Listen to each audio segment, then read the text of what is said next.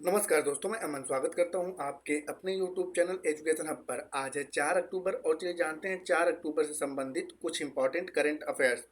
आगे बढ़ने से पहले जानते हैं आज के दिवस के बारे में। तो आज के दिन यानी कि 4 अक्टूबर को विश्व पशु कल्याण दिवस के रूप में मनाया जाता है। साथ ही साथ 4 अक्टूबर को ही वर्ल्ड फाइनेंशियल प्लानिंग डे के रूप में भी मनाया जाता है। तो ये थे आज के प्रमुख दिवस। अब जानते हैं आज के करंट अफेयर्स के बारे में। तो अभी हाल ही में सोनी पिक्चर्स एंटरटेनमेंट का नया सीईओ किसे नियुक्त किया गया है? ऑप्शन है पीके गुप्ता, पार्थ राकेश माने या रवि आहूजा या मार्क रूटे। तो सही आंसर होता है सी कि रवि आहूजा को सोनी पिक्चर एंटरटेनमेंट का सीईओ नियुक्त किया गया है। साथ ही साथ अन्य ऑप्शंस के बारे में अगर चर्चा करें तो पीके गुप्ता को अभी हाल ही में उत्कर्ष लघु वित्तीय बैंक का अध्यक्ष नियुक्त किया गया है। पार्थ राकेश माने ने अभी हाल ही में आईएसएसएफ के 10 मीटर एयर राइफल में स्वर्ण पदक जीता है। और मार्क रूटे की बात करें तो इन्हें हाल ही में नाटो का महासचिव बनाया गया है। अगला क्वेश्चन है कि हाल ही में किस राज्य सरकार ने छात्र भ्रमण के लिए दर्शनीय योजना शुरू की? ऑप्शन है तेलंगाना, त्रिपुरा, महाराष्ट्र या मणिपुर। तो सही आंसर होता है कि अभी हाल ही में तेलंगाना की राज्य सरकार ने छात्रों के लिए शैक्षणिक भ्रमण के लिए दर्शनीय योजना का शुरुआत किया है। तो सही आंसर होता है ए। साथ ही साथ अन्य ऑप्शंस की बात करें तो अभी हाल ही में एडीबी यानी कि एशियाई विकास बैंक ने त्रिपुरा में पेयजल के लिए 530 करोड़ रुपए का पेयजल परियोजना का उद्घाटन किया है। महाराष्ट्र की बात करें तो अभी हाल ही में चर्चे में था महाराष्ट्र ने देसी गायों को राज्य माता का दर्जा दिया है।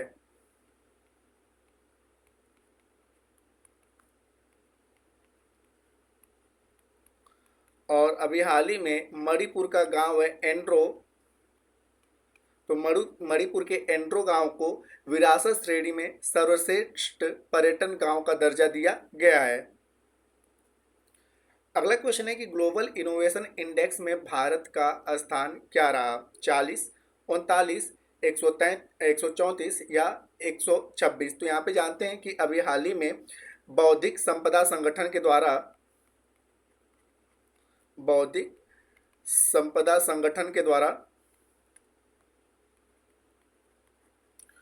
ग्लोबल इनोवेशन इंडेक्स को जारी किया गया 2024 को। इसमें कुल 133 देश थे, जिसमें पहले स्थान पे देश था स्विट्जरलैंड। भारत का स्थान था 39वां। 2023 में जो था भारत, इसका स्थान था 2023 में भारत का स्थान था 40वां, लेकिन 2024 में एक पायदान की बढ़ोतरी हुई है और 133 कुल इसमें देश थे और 133वें स्थान पर जो था वह था अंगोला। साथ ही साथ यहाँ पे अन्य ऑप्शंस की बात करें तो एचडीआई 2024 यानी कि मानव विकास सूचकांक 2024 में भारत का स्थान जो है 134 है। और वर्ल्ड हैप्पीनेस इंडेक्स 2024 में जो है भारत का स्थान 126 है। हालांकि पूछा गया है ग्लोबल इनोवेशन इंडेक्स में भारत का स्थान क्या रहा, तो 2024 में जो है भारत 39वें स्थान पर रहा और 2023 में भारत का स्थान था 40वां। तो सही आंसर होता है बी। अगला प्रश्न है खो खो विश्व कप 2025 कहाँ पर शुरू होगा? स्कॉटलैंड में, दुबई में, भारत में या जॉर्डन में। तो खो खो विश्व कप 2025 का आयोजन जो है वह भारत में किया जाएगा। तो सही आंसर होता है सी। यहाँ पे अन्य ऑप्शंस की बात करें तो साल 2026 में राष्ट्रमंडल खेलों का आयोजन जो है स्कॉटलैंड में किया जाएगा।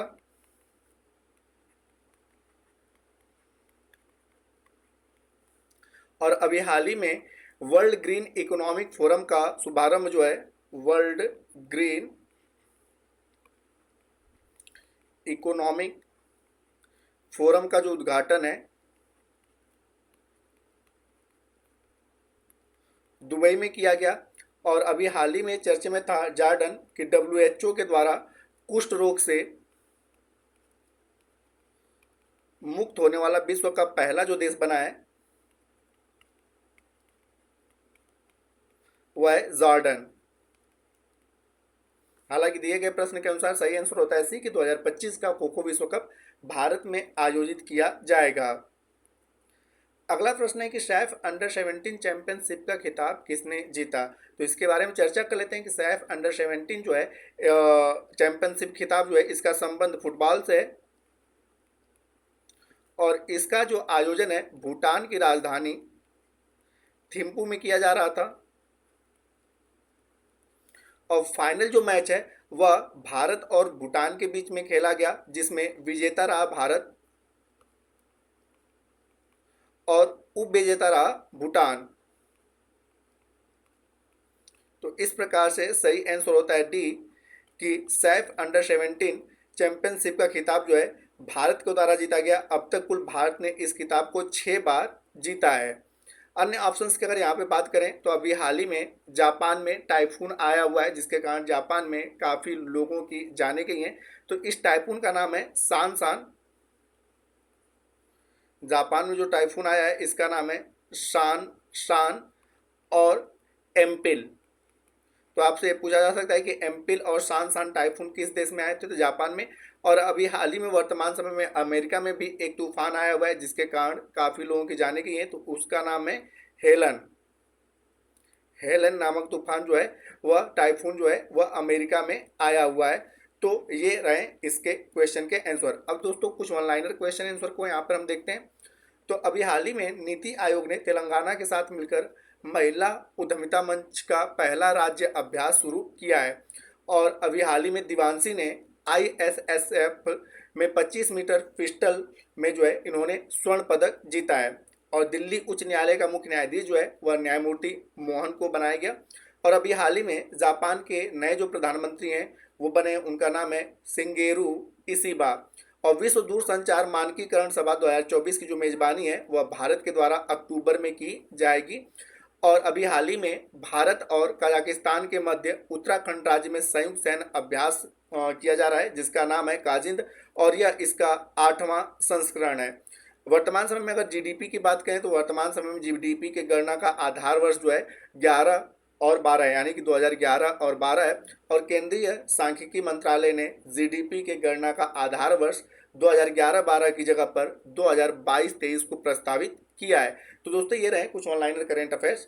अब समय पिछले सेशन में पूछे गए प्रश्न का उत्तर देने का। और पिछले सेशन में आपसे पूछा गया था कि हाल ही में सशस्त्र बल चिकित्सा सेवाओं की महानिदेशक का पद संभालने वाली पहली महिला कौन बनी। तो जिसका सही आंसर था आरती सरीन। तो जिन्होंने भी सही उत्तर दिया उनके लिए बधाई। अब समय है आज के प्रश्न का। तो आज का प्रश्न है कि ग्लोबल इनोवेशन इंडेक्स में भारत का स्थान क्या रहा, 40, 39, 134 या 126। तो आप इसका आंसर हमें कमेंट बॉक्स में दे सकते हैं। आपके कमेंट का हमें इंतजार रहेगा। तो दोस्तों वीडियो पसंद आए तो वीडियो को लाइक करें, कमेंट करें तथा अपने दोस्तों के साथ शेयर करें। और चैनल पर आए तो चैनल को सब्सक्राइब अवश्य करें। तथा इस PDF के लिए आप हमारे टेलीग्राम से जुड़ सकते हैं जिसका लिंक वीडियो के डिस्क्रिप्शन में दिया हुआ है। तो वीडियो के अंत तक बने रहने के लिए धन्यवाद। मिलते हैं जल्दी नेक्स्ट वीडियो में।